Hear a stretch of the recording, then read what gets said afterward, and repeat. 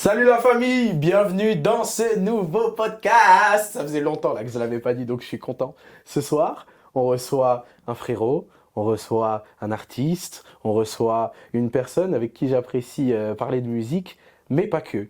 On reçoit le frérot Alvin Chris, mon boug, et ici. Wouhou! Quelle intro. Ça va quoi? Ça va et toi frérot? Ça va, cool. Hein? Ça se passe, merci déjà d'être là, de participer. Il faut le dire, tu m'as tendu un petit traquenard. Le frérot, il s'habille tout le temps, full couleur, bien vivant, bien... Je me suis dit, purée, ce soir, je peux pas arriver neutre, parce que sinon, ça va trop détonner. Le boug est en full black. Non, plus sérieusement, merci d'être là. J'espère que tout se passe bien pour toi. Tu es en petit séjour sur Bordeaux. Comment ça se passe déjà? Bah écoute, ça va, hein, tranquille, hein, la vie. Faut savoir que moi j'ai une affection particulière pour cette ville. Meilleure ville de France, on peut le dire. J'irai pas jusque-là. Mais non, en tout cas, Bordeaux c'est chill. En tout cas, moi, tu vois, j'ai grandi dans le nord. Donc c'est des paysans pour moi ici. Donc voilà, je connais du monde dans le coin. C'est des paysans ou c'est des paysans? Oh! Tu cherches déjà les problèmes. Tu vas faire du rap, toi. J'en ai fait. Ah, c'est des gens qui ont gratté des couplets pour moins que ça. Hein. On va parler plus sérieusement. T'as une petite actualité là. Il y a ton son qui vient de sortir sur les plateformes et c'est pas le premier parce que là on est sur une petite série. T'as sorti 3 sons, 4 sons si je dis pas de bêtises sur le dernier mois et demi, 2 mois. Enfin, c'est allé très vite là, t'as été super productif. Ouais, je crois qu'on est sur à peu près 3 ou 4 semaines d'intervalle entre chaque sortie là. Ouais, Un truc du genre, ouais. qu'est-ce qui se passe? En fait, si tu veux, moi, à la base, j'aime faire des projets, mais c'est vrai qu'en faisant des projets, il y a aussi plein de morceaux qui sont... Il y a grave des morceaux que je kiffe, mais juste qui ne rentraient pas dans Ok, dans un projet en particulier. ouais. Et puis aussi, ça c'est un truc que les gens ne voient pas, mais quand tu fais un projet, il y a aussi tout un truc derrière, il faut faire des clips, il y a de la promo. Hmm. Moi j'ai fait des projets où j'étais signé par exemple en distrib, donc en fait il y a d'autres interlocuteurs avec qui tu te mets d'accord sur des choses. C'est pas que c'est politique, mais c'est quand même un truc qui dépasse un peu juste ta création. Ouais, bien sûr. Et j'avais besoin de revenir à un truc très instinctif et genre je kiffe le son, genre je le partage et puis je l'envoie. Truc plus spontané. Ouais, plus spontané, voilà. Et même en vrai de vrai, là j'ai des idées pour un premier album, tu vois. Et, Alright. et sans dire que je suis dans le four en train de, tu vois. Ok. Mais en tout cas, c'est. Mais surveillez le ciel quand même. Mais en tout cas, je suis dans ce process-là. Et j'ai envie que le jour où ils sortent, je puisse être le plus armé Ok. pour le faire entendre. En fait, il y a eu de la frustration pendant longtemps. Ok. Tu vois. Ok. Il y a eu de la frustration de putain, j'ai l'impression que je sors rien, ou je dois attendre des longues périodes et tout avant de sortir des Ouais. trucs. Et là, je me suis mis cette année en mode, vas-y, cette année, je vais sortir des sons. Ok. Et du coup, voilà, c'est ça qui se passe. Tu vois, je trouve ça marrant parce que là, juste dans ce que tu as dit, Ouais. tu as un peu résumé ce que moi j'ai ressenti, qui ressortait des derniers sons que tu nous as sortis. Ok. Parce qu'il y a une énergie très paisible, Ouais. très douce, Ouais. très dansante et comment dire, dans le contrôle. Mhm. Mais en même temps, il y a un compétiteur derrière, il y a un gars qui veut prouver, qui veut y aller, qui veut kicker. Ouais. Et je trouve que là, juste dans la façon dont tu as présenté les choses, tu as totalement retranscrit ce que j'ai ressenti à ce Ah, moment-là. bah, c'est incroyable. Moi, je peux pas être conscient de ce qu'on ressent quand on écoute, Bien sûr. mais c'est trop bien si tu ressens ça parce que c'est vraiment ça. Si tu veux, c'est des sons en mode il faut que ce soit spontané, c'est de la musique que je kiffe, que j'ai faite sans calcul aussi, Ouais, de ouf. c'est sûr. Mais c'est marrant en plus parce que ça m'a fait penser à Rien n'est plus simple, dans lequel tu dis que tu devrais faire tous tes sons en impro. Ouais. Juste pour la spontanéité du moment. Et du coup, ouais, je comprends cette envie de spontanéité. Yeah. Mais c'est cool. J'ai l'impression que les gens sont grave réceptifs, Mhm. en vrai, de ce que j'ai vu jusqu'ici. Et je me demandais, toi, est-ce que c'est quelque chose auquel tu prêtes attention? Est-ce que tu le ressens aussi? Comment tu vois les choses une fois que tu libères un morceau vis-à-vis de la réception du truc par les gens? Comment tu te positionnes par rapport à ça, toi?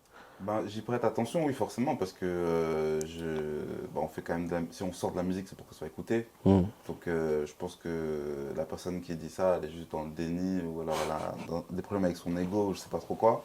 J'ai que les chiffres pour me dire, ah, ok, ce morceau-là, je vois que, il a l'air de plaire, ou il a l'air de tourner. Hmm. Mais même les chiffres, moi, je vais être transparent avec toi, je regarde de ouf les chiffres. Tu vois. Mais de manière, quand je dis je regarde de ouf, c'est pas genre je scrolle tout le temps pour regarder où j'en suis. Ouais. C'est plus en mode je regarde d'où ça vient, de quel truc, tel morceau, Oui, où est-ce que t'es trafic. écouté, Voilà, etc. c'est ça, parce que Ok. j'essaie quand même faut que tu saches un peu ton audience, un peu d'où elle vient, etc. Et en fait, il y a des sources qui sont très variées, en fait, finalement, tu vois, aujourd'hui. Par exemple, tu peux, je peux sortir un morceau, il fait un premier mois où ça décolle bien.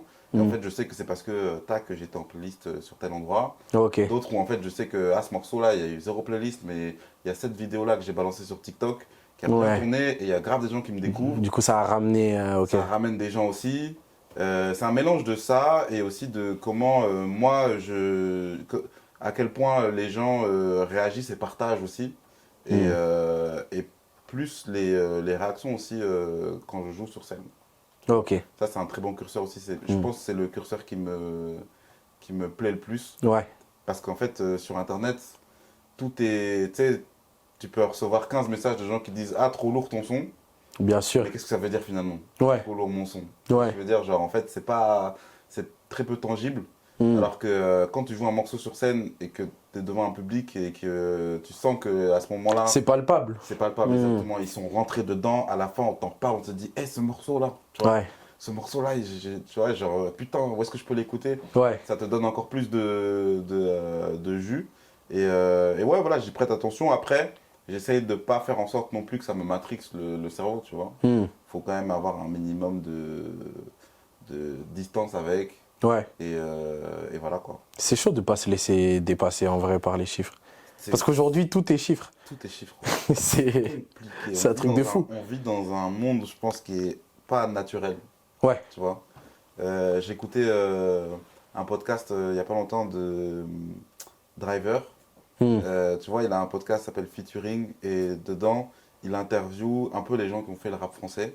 Donc que des gars qui étaient là à l'époque des années 90, qui Ok. ont connu des succès et tout. Et en fait, c'est trop marrant d'entendre le décalage de eux, comment ils ont vécu le succès. Parce que les gars, quand ils sortaient leur album, en fait, ils sortent leur album et ils sont chez eux, Ouais. ils sont au quartier et il se passe rien.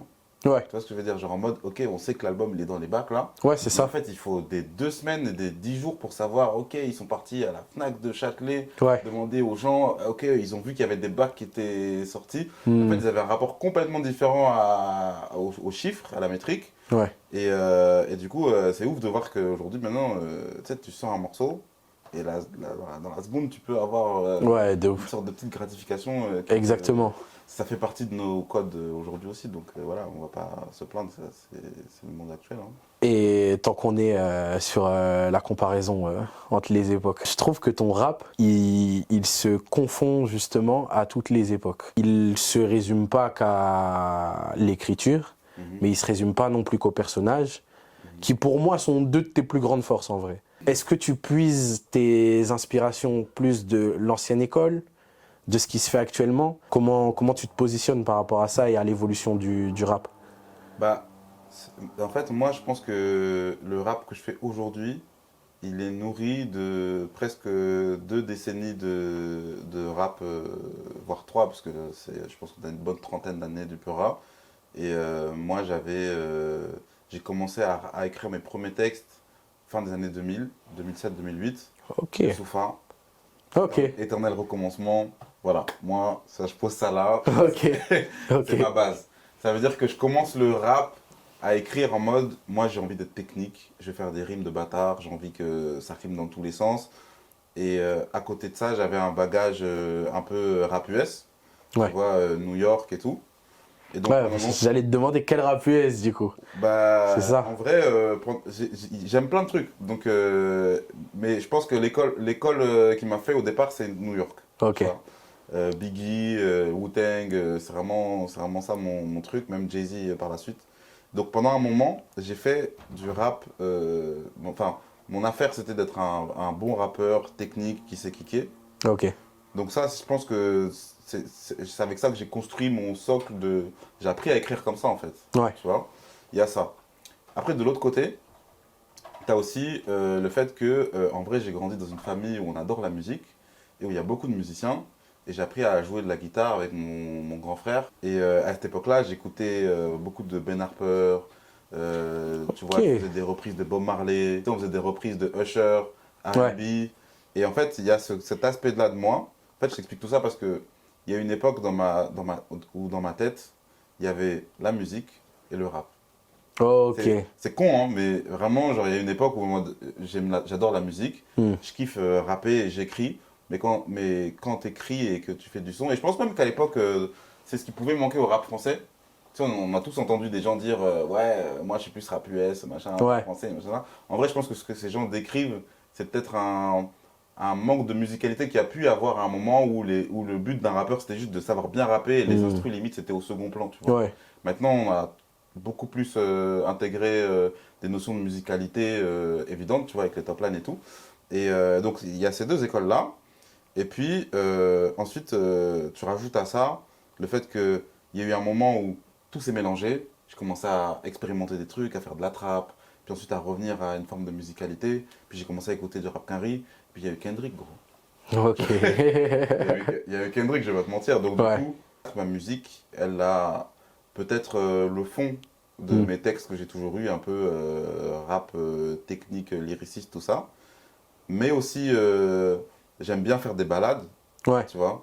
J'écoute Frank Ocean, je me bute, il fait un son de 2 minutes 20, je trouve que la structure, elle est incroyable. Hmm. C'est catchy, et c'est cette génération-là aussi. Et en même temps, j'ai envie de faire un son où quand tu l'écoutes, tu te fais pas chier, et tu entends, avec plusieurs degrés de lecture, tu vois, à la fois le texte et Hmm. l'interprétation qui fait tout. Et j'essaie de mélanger un peu tout ça. Et ça donne le cocktail actuel, quoi. Cocktail est ici. Cocktail qui régale. Maintenant qu'on parle de musique pure et de comment, enfin de comment t'abordes la musique, Mm. comment ça se passe quand tu crées? Comment tu réfléchis à la manière dont tu vas interpréter telle idée, tel morceau, comment t'écris? Comment ça se passe en gros? C'est quoi le processus pour que tu crées un son? Tout à l'heure, tu as cité une phrase où je dis il n'y a rien de plus vrai que l'instant présent, je devrais faire tous mes Tous mes textes textes en en impro. impro. Et ben en fait, cette phrase, c'est littéralement ce que je fais un peu en ce moment. En fait, il y a des phases. Moi, je pense que tu peux pas créer tout le temps de la même manière. Hmm. Ou c'est genre en mode, quand tu as une manière de créer, faut que tu puisses dedans à fond. Ouais. Parce que c'est une chance et qu'il faut essayer de l'exploiter au maximum. Et je pense que quand tu crées longtemps et que ça fait vraiment partie de ta vie, il y a toujours des cycles. Hmm. Donc déjà, je peux te dire que c'est pas tout le temps la même manière. Et que il y a plusieurs modes et chaque mode enfin, se nourrit l'un de l'autre. Ok. À la base, moi, j'écrivais dans ma chambre, texte, genre en mode, enfin, je fais ça alors que j'écrivais sur mon bigot, mais j'écrivais sur des instrus, quoi. T'es Donc un moi, peu old school comme. ouais, un peu, on peut se dire, ça va, je suis à l'aise avec ça maintenant. J'ai fait la paix avec ça. À la base, j'écris sur les instrus. Il me faut une instru, Ouais. l'instru m'inspire, et je gratte dessus tout simplement. Parce qu'en Ok. fait, tu as des contraintes rythmiques, donc c'est toujours plus simple de faire comme ça. Ouais.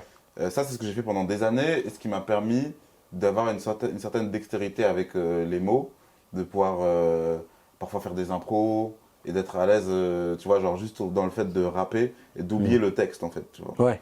Et en fait, au bout d'un moment, j'ai compris quand j'ai voulu justement intégrer cette composante qu'est l'interprétation, le mood ou même la mélodie, Hmm. à ce moment-là, en fait, c'est difficile de juste écrire. Et du coup, ça passe par des fois où en fait, je mets juste une prod et j'écris oralement en fait. Ok. Ça veut dire que il y a une phrase qui me vient en tête et je vais pas dire que c'est de l'impro, tu vois, j'adorerais faire comme Jay-Z, arriver en cabine, tu vois. Mais c'est en mode, l'instru elle tourne et moi je suis déjà dans l'expression de mon truc. Ça Ouais. veut dire que je passe pas par la phase d'écriture. C'est soit il y a une mélodie qui me vient et tu commences à faire du yaourt, tu fais du yaourt, ça tourne et il y a une phrase qui me vient et j'enregistre la phrase.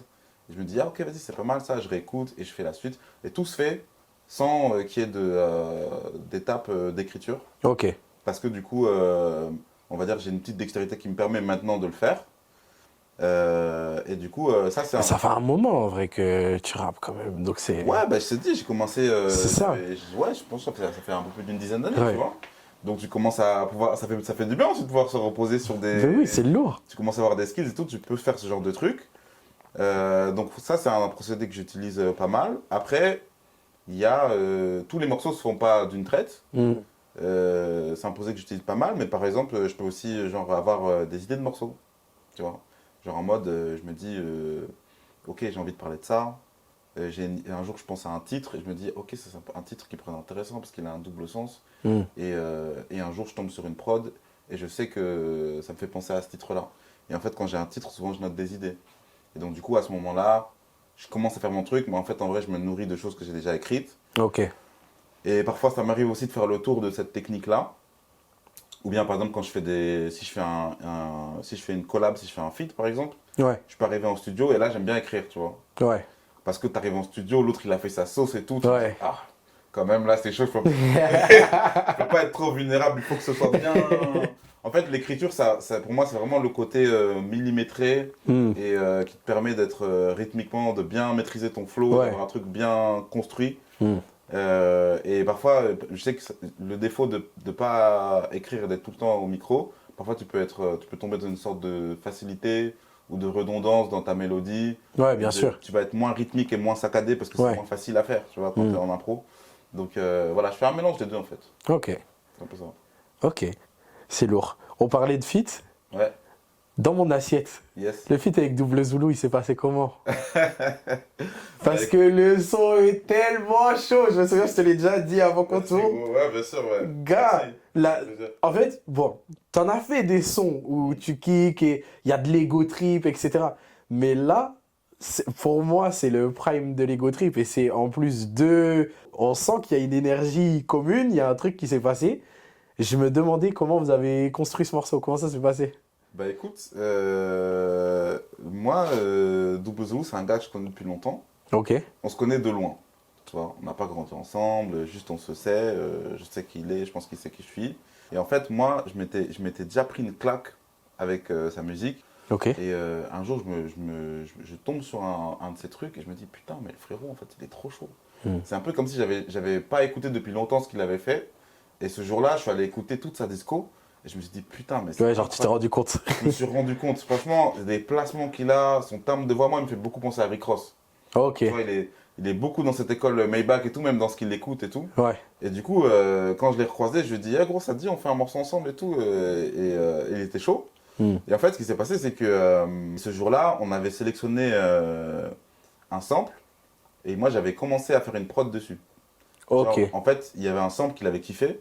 Et je m'étais dit, ah vas-y, si t'es chaud. Moi, c'était une prod que j'avais déjà en fait. Je d'accord. m'étais dit, ah vas-y, si t'es chaud, on fait un truc dessus et tout. Et du coup, ce sample-là, il a dormi.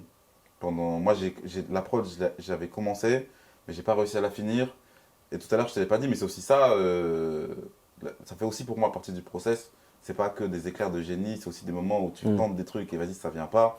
Pourtant, dans l'idée, ça pouvait. C'est important de le dire, ça, ouais. Exactement. C'est important. Tous les moments où ça marche, c'est nourri des moments où ça n'a pas marché, en fait, tu vois. Ouais, Et bon, après, ça s'applique même à d'autres choses dans la à vie. tout. Ouais, bien sûr, Voilà. bien sûr.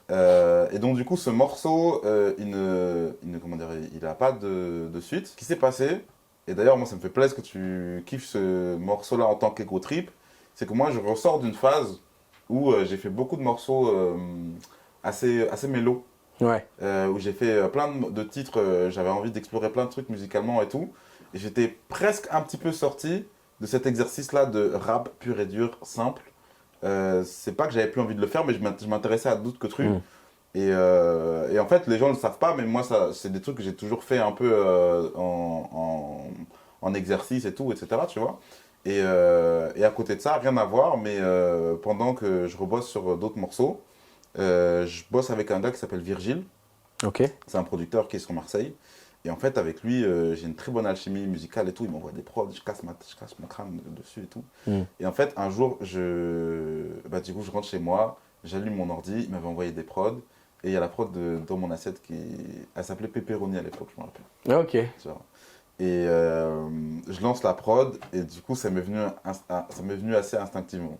Ce refrain qu'on entend, tu vois, j'avais genre Ouais. 4-8 mesures, et pas plus, Ok. tu vois. Et ça, pareil, c'est un truc que j'ai appris à faire, à, tu vois, laisser du temps, parce que tu pourrais te forcer à essayer de finir le morceau, Hmm. mais juste accepter que, ok, là, j'ai eu un petit moment de création, c'était cool, j'ai fait 8 mesures, mais là, tout de suite, je vois pas, je ressens plus d'inspi.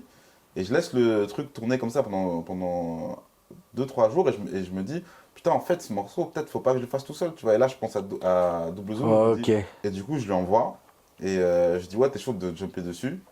Il écoute le morceau dans la foulée, il me répond presque du tac au tac, il me fait, Hmm. je jump dessus direct. Et du coup, il est venu le lendemain, et il avait déjà enregistré son couplet, il est venu, le frérot, il pose un one shot, et c'est carré de ouf, et du coup, quand il a fait son couplet, moi, je me suis posé, je suis resté comme ça. Je dis, ok, je vais devoir honorer son truc. Et du coup, Ouais. j'ai fait mon petit puzzle et ça a donné ce morceau. Incroyable. Voilà. Putain, la story, elle me Tu plaît. vois? Non, mais en fait, c'est. Putain, j'ai parlé longtemps là, Mais non, mais mais justement, c'est ça qui est bien.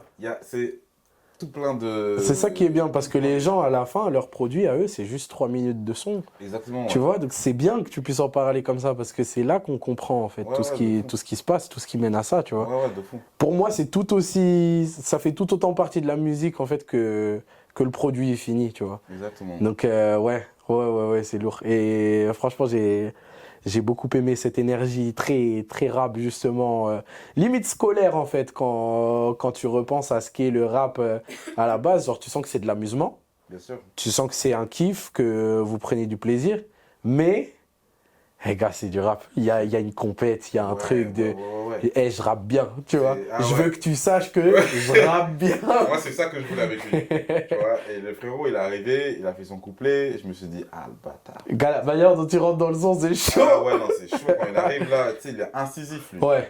Il est incisif de ouf, ça Mm. envoie punch sur punch, je trouve qu'il est hypnotisant dans sa manière de rapper, j'aime beaucoup ce Mais qu'il fait. c'est là qu'il y a d'énergie Goku Vegeta aussi, c'est que vous avez pas le même karaté, mais toi t'arrives en saccadé, Ouais, genre c'est pas le même flow, mais exactement. ton flow saccadé justement il sert le texte du Ouais, coup, parce que c'est là que tu bugs un peu sur les multisyllabiques et les machins, et t'es en mode ok, tu vois, exactement. et le frérot il arrive derrière Henry Cross Ouais, justement, et t'es en mode roi, le mélange d'énergie, mais au final sur la prod du coup ça passe trop bien. En fait c'est comment tabasser une prod de deux manières différentes, c'est un exactement. tuto, tu vois le son. Exactement. Pour un rappeur, pour un gars qui veut se lancer, le son c'est un tuto. En mode choisis ton personnage. On a pas mal parlé de ce que tu fais actuellement. Mhm. Si on revient un peu, parce que comme je l'ai dit, ça fait un moment que tu es là quand même. Mhm. Moi, quand je suis remonté, le plus loin que j'ai pu remonter, c'était 2018. Ok. Première question, ça reste la plus importante, tu en as un peu parlé tout à l'heure, mais comment tu t'es lancé? Parce que faire de la musique, c'est une chose, faire du rap, c'est une chose, vouloir en faire régulièrement, sentir que tu es bon dedans, c'est un truc, mais te dire que là, c'est ta voix, tu vois. Ce moment où vraiment tu décides que, ouais, je suis un artiste, je veux être un artiste toute ma vie, c'est arrivé quand, comment, ça a été quoi le déclic, qu'est-ce qui s'est passé? Alors, il y a plusieurs choses. Déjà, en fait, si tu veux, alors t'as pu remonter jusqu'en 2018, et donc c'est mes premières apparitions sous cette forme Hmm, actuelle. J'ai eu une autre forme dans le passé. c'était J'avais un autre sûr. blaze. Je savais. D'accord. J'avais Je un savais. autre blaze. Pas fait mes Tu vois. devoirs. Ça m'a pris énormément de temps avant de me dire, ok, je suis un artiste, d'assumer ça, tu Hmm, vois, et de me dire, je vais me lancer avec tous les risques que ça comporte dans cette vie-là. Euh, Ça m'a mis du temps parce que je pense que déjà, moi, dans ma famille, le fait que je sois rappeur, ça n'a pas forcément été une information qui a été prise de manière très positive. Tu vois ce que je veux dire? tu l'as dit, hein? T'as dit il y avait la musique et il y avait le rap. Voilà, c'est ça. Non, mais c'est exactement ça. Et le rap, c'était un peu un truc de voyou que je faisais en scred, tu vois. Ouais. Moi, je viens d'une famille très académique. Mon daron, c'est Oncle Phil. Oh, Là, ok. comme j'aime bien dire. Mon daron, Ok. c'est Oncle Phil, frère. Il est sérieux, il rentre du taf, costard, Ouais. les études, tu vois. Et du coup, le truc en plus, c'est que mes frères et sœurs, eux, ont fait de la musique aussi, mais en tant que hobby, et ont excellé dans les études. Et moi, quand j'avais début de vingtaine et tout, je sentais bien que, genre, c'était pas pour moi, tu vois. C'est quoi ta position dans la famille? T'es le plus Je suis jeune? le plus jeune, ouais. Je suis le Purée. plus jeune. Tu vois, donc en C'est fait, réel, le syndrome du plus jeune, c'est réel. quand t'es le plus jeune, tu sais, tous les autres, ils ont fait des travaux incroyables, et toi, t'es là en mode, bon, ok, c'est mon tour. Je vais faire du rap. C'est ça. C'est ça. Et indirectement, sans me cacher non plus derrière ça trop longtemps, mais indirectement, je pense que ça m'a quand même beaucoup conditionné à me dire, bon, ça va pas vraiment être sérieux, je le fais, Ok. je le fais, mais en fait, j'avais pas, tu vois, j'ai pas jamais claqué la porte de chez moi Ouais. et dire, vas-y, nique sa mère, je me Hmm. casse, c'est pas comme ça. J'ai arrêté les études, je faisais des petits boulots. Puis ensuite, à un moment, je me suis rendu compte que j'allais devoir gagner des études, donc j'ai repris mes études. Ok. Tu vois, j'ai vraiment fait Ouais. tout un... Et donc je pense Ouais, que... tu t'es cherché. Ouais, je me suis cherché, ouais, voilà, Hmm. c'est ça, et je pense que c'est important. Euh, mais je pense que l'élément qui a été déclencheur pour moi, ça a été de travailler en entreprise, dans un open space, en agence, Ok. et d'avoir cette vie, un peu entre guillemets, 9 to 5, le taf, la routine, Mhm. sentir que j'étais malheureux, que je me projetais pas du tout Ouais. là-dedans. Et quand j'ai senti que ça me faisait ça, je me suis dit, bah vas-y, en fait, en vrai, de vrai, là, j'ai plus rien à perdre. Hmm. J'ai repris mes études, j'ai fait ce truc. En fait, la vie a fait qu'il y a eu un moment où toutes les étoiles étaient alignées pour que ce soit possible pour moi de le faire dans les meilleures conditions.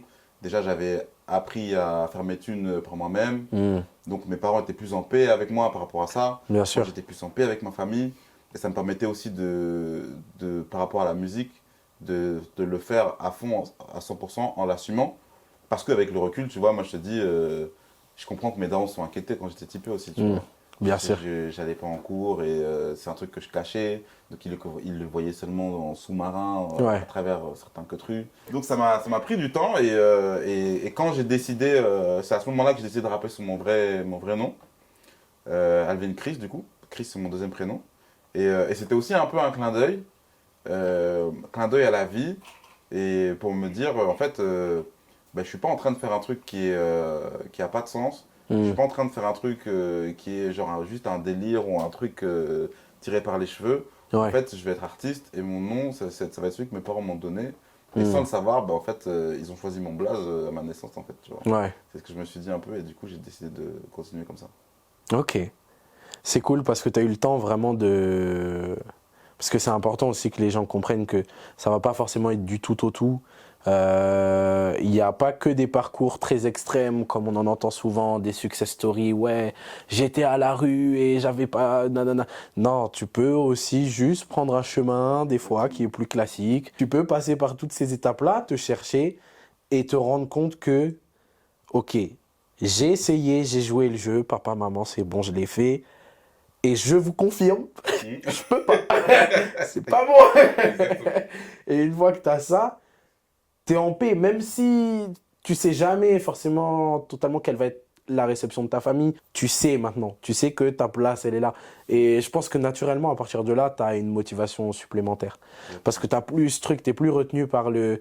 Ouais, mais peut-être qu'en vrai... la vie, comme on m'a demandé de la suivre, c'est pas si...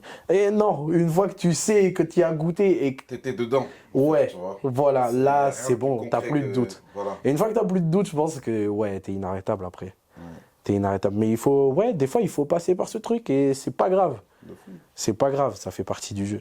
de fou. T'es arrivé à Paris en quelle année? Je suis arrivé à Paris, ça fait pas si longtemps, hein, ça fait, je pense, en 2021 ou 22.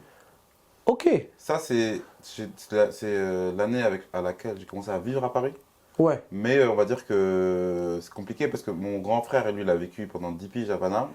Donc, comme je viens Il y avait d'arriver déjà les d'une allers-retours. ville pas très loin, ouais, il y a déjà des allers-retours. Donc, régulièrement, je venais déjà depuis. Parce que c'était la question de l'avant-après. Parce que c'est vrai que bah, forcément, regarde, nous on est à Bordeaux. On a toujours ce truc malheureusement de la province qui est un peu en retard sur tout ce qui se fait dans la capitale. Toi qui justement viens d'Amiens, t'as ce truc de construire quelque chose sur place, ou est-ce que en tout cas la ville et ce que tu as vécu là-bas t'accompagne aujourd'hui dans ce que tu construis sur Paris. C'est quoi ton rapport à la province aujourd'hui? Surtout quand tu construis quelque chose. En fait, ce que tu dis, c'est très vrai. Et moi, je pense que on est encore dans ça. En fait, tout est encore très centralisé à Paris. Ouais, à mort. Et À quand mort. tu viens de province, alors maintenant il y a pas mal d'artistes qu'on peut citer, mais tant qu'on parle d'exception, c'est que c'est toujours pas la norme, tu vois. Ouais, c'est ça. Donc c'est sûr que moi, il y a clairement eu un avant et un après le moment où... D'ailleurs, un des trucs qui m'a fait déménager à Paris, c'est que ça correspond à la période où ça se professionnalisait un peu pour moi. Et en fait, je faisais trop d'allers-retours et ça devenait intenable et j'ai senti qu'il fallait que je bouge, donc j'ai bougé. Pour répondre à ta question, moi, il y a un truc que je dis souvent qui correspond exactement à cette situation, c'est que je pense que dans le son, dans la musique en général, soit il faut que tu ailles là où ça se passe, Hmm. soit il faut que tu fasses en sorte que ça se passe autour de toi. Et ce qui est avantageux quand tu fais les choses, quand tu fais en sorte que ça se passe autour de toi, c'est qu'en fait ça te permet de marquer au fer rouge un peu l'endroit où tu es. Hmm. S'il n'y a rien, tu fais des événements, ben en fait tu vas devenir le gars qui a fait les événements et tu seras un peu une sorte de figure de la culture dans ton coin. Hmm. Et quand il y a les gens qui viennent dans ta ville, ben en fait tu as accès à eux et tu n'es pas à l'abri qu'à un moment la lumière elle arrive dans ton coin et que C'est tu ça. puisses en bénéficier, tu vois. Hmm. Et je pense que c'est grave ce qui s'est passé avec toute l'école du rap de Bruxelles. Ouais. Et pour moi, en tout cas, à Amiens, du coup, c'est une ville où j'ai été pendant une période, mais j'y suis pas toujours. Mais j'ai des bonnes relations dans le sens où j'ai pas mal bossé avec, par exemple, la Lune des Pirates. C'est des salles de concert qui ont pour mission de bosser avec des artistes locaux. Donc j'ai pu faire des résidences là-bas, j'ai fait pas mal de premières parties. Je m'entends très bien avec les membres de leurs équipes, donc j'ai pu avoir toutes sortes d'aides de leur part. Mais on va dire que globalement, la ville, moi, si je suis parti, c'est aussi parce que j'avais le sentiment d'avoir fait le tour, tu vois. Ouais. Moi, par exemple, quand j'étais plus jeune, je suis très bien conscient que quand j'étais plus jeune, j'étais passionné de rap. Hmm. Et il n'y avait personne autour de moi qui avait cette passion-là, tu vois. Il y a ça Et aussi. solo. Ouais. Le seul gars avec qui, tiens-toi bien, je vais te sortir une rêve de boomer, le seul gars avec qui je pouvais parler de Peura, c'était un gars qui était dans un autre collège, qui venait de Creil. Ok. On parlait sur MSN, on s'envoyait des sons. Alright. Par exemple, moi, par exemple, mon grand frère, il écoutait beaucoup de rap US. Et ma culture rap français, elle m'est venue de ce gars. C'est lui qui m'a envoyé des morceaux de Sefiu, de Olkari, de Danny Dan à l'époque. Parce que je traînais avec personne qui écoutait des mixtapes, Ouais. qui avait cette culture hip-hop et tout. Et du coup, bah, voilà quoi, je pense que quand je suis arrivé à Paris, ça fait la différence parce qu'en fait, tu rencontres des gens qui sont comme toi. Ouais. Il y en a beaucoup plus. Hmm. Vu que la culture émane clairement de cet endroit de la carte, en fait, tu vas des rappeurs qui sont chauds et qui ont faim, tu vas en rencontrer plein, des producteurs qui sont chauds et tu vas en rencontrer plein, et tu vas te stimuler en fait, tu vois. Ouais. Tu vas faire des rencontres et tu vas... Donc voilà, quoi, la province c'est cool, il faut pas cracher dessus parce que c'est l'endroit où j'ai grandi et que ça fait aussi de moi le gars que je suis, tu vois, je suis pas un Parisien. Donc je reste toujours attaché à ça et ça me fait toujours plaisir de donner de la force, de jouer. Tu vois, quand j'y suis, moi aussi je fais des projets aussi, des ateliers d'écriture, Ok. des choses comme ça dans le milieu associatif dans ma ville. Donc Hmm.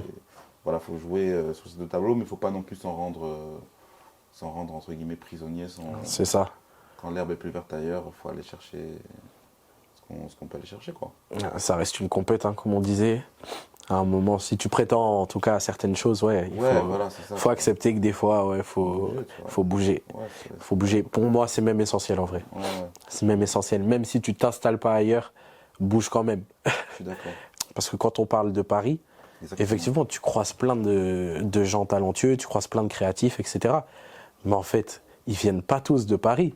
La plupart, c'est des provinciaux C'est juste des qui provinciaux cherchent d'autres concentrés. provinciaux Bien sûr. là où ils peuvent se trouver, Bien qui sûr. sont dans le même délire qu'eux. Et du coup, ben, le point culminant, c'est quoi? C'est Paname.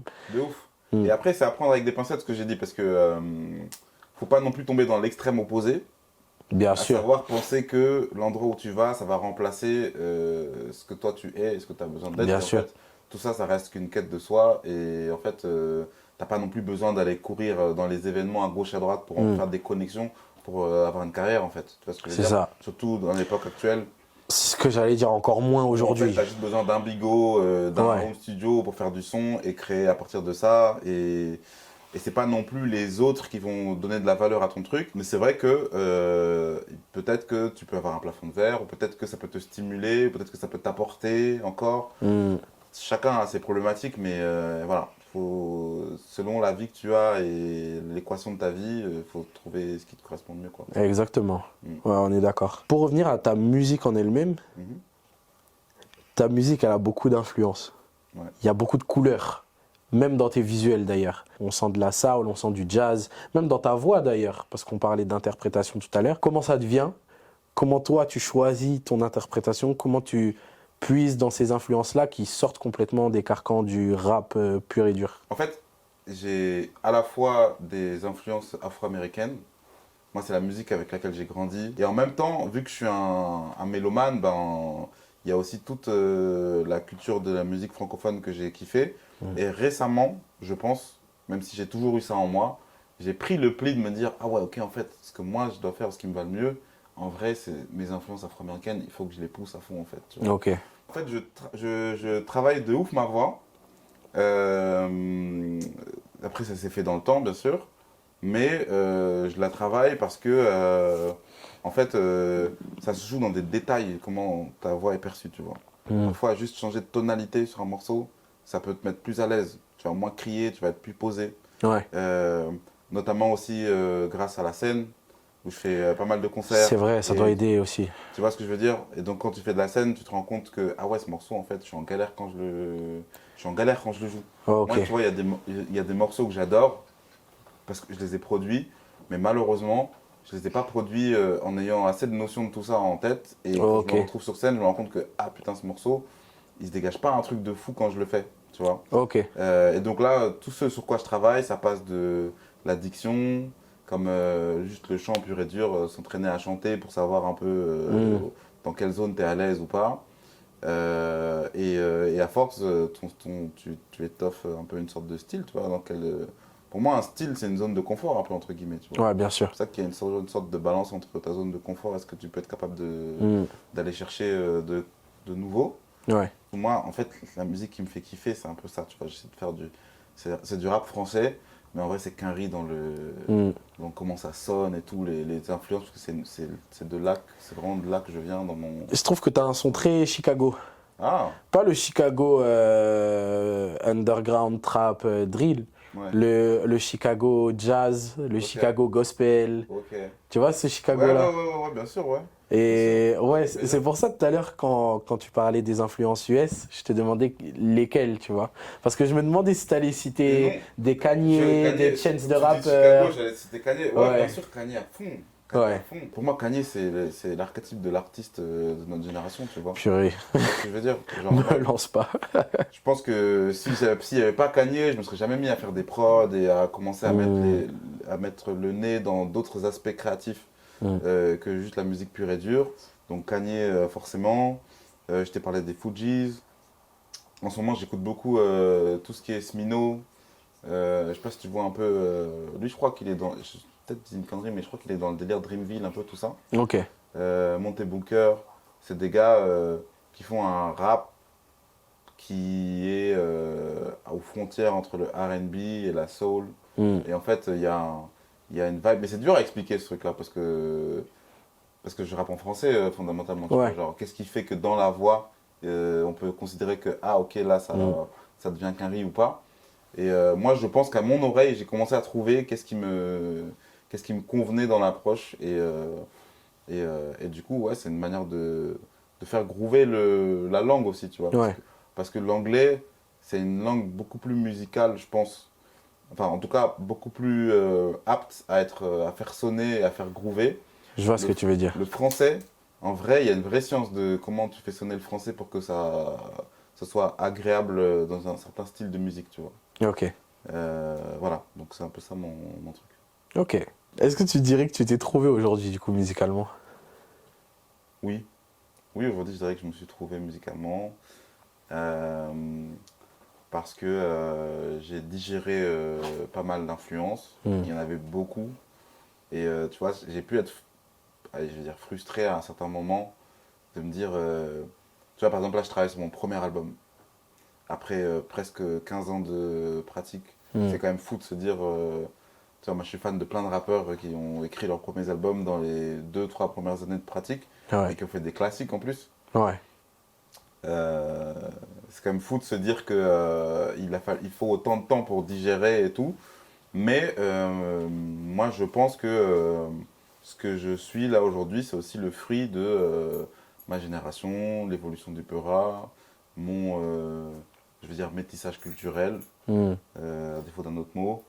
Et du coup, là aujourd'hui, je pense que j'ai testé plein de trucs et que j'ai choisi là où je me sentais à l'aise et surtout là où j'ai l'impression que ça me va bien et ce que j'ai envie de faire vraiment aussi, tu vois. Parce que c'est difficile, hein, tu vois, on parle de sortir plein de morceaux et tout, mais tu sais, demain, il y a un nouveau style de prod qui sort, t'as envie d'essayer, tac, peut-être Bien que tu vas faire sûr. un son lourd en vrai. Hmm. Maintenant, après, est-ce que dans 1 an, 2 ans, 3 ans, est-ce que tu auras toujours envie de défendre? Ouais. Est-ce que demain, tu es dans un, je sais pas moi, dans un contexte qui a rien à voir, quelqu'un met ton son, est-ce que tu es à l'aise avec ça? Hmm. Demain, tu joues en concert dans un festival avec un public qui n'est pas le tien, est-ce que tu assumes ce que tu fais? Ouais. Tu vois? Moi, c'est toutes ces questions-là qui m'ont petit à petit amené à me dire, ok, je me positionne là, Ouais. et j'ai trouvé ce que je voulais. Et puis en plus de ça, je te dis ça, mais je reste quand même, enfin, je considère que j'ai quand même gardé un éventail large Bien sûr. de ce que je peux explorer tout de même. Hmm. Et tout ça, c'est c'est les prods en fait, tu vois, tout simplement, comment ça a évolué et comment aujourd'hui on peut faire plein de trucs différents tout en étant cohérent, tu vois. Hmm. Donc ouais, je pense que je me suis trouvé. Lourd. Bon, on te souhaite la carrière de Papa Wemba. Merci à toi. On te souhaite de continuer à te On va trouver. essayer, on va essayer. Et on souhaite surtout que tout le public aille le trouver aussi. Parce que, purée, il y a de belles choses à écouter. Allez follow Alvin Chris partout, partout, partout, partout. Surtout sur les plateformes, en premier. Et après, vous le suivez sur le reste pour rester informé, connecté. J'espère que vous avez kiffé cette vidéo, que vous avez kiffé ce petit échange, ce petit moment. Et vous savez déjà, soutenez comme vous le voulez, mais soutenez. Et on se retrouve très vite pour une nouvelle vidéo. Peace!